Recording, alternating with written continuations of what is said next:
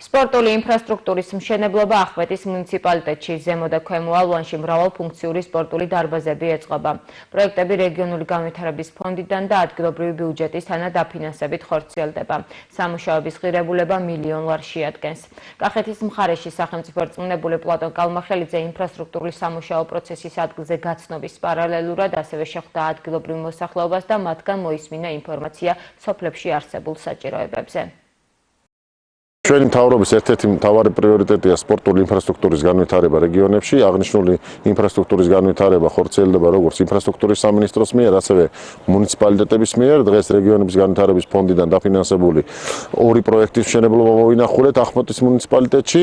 ჩვენ შევეცდებით ხელსაყრელი თანაბარი გარემო შევქმნათ ახალგაზრდებს კახეთის რეგიონის ყველა დასახლებულ პუნქტში. ადგილზე გავეცანით ახმეტის მუნიციპალიტეტში სოფელ ზემო ალვანში და ქვემო ალვანში მიმდინარე სპორტული ინფრასტრუქტურის მშენებლობას.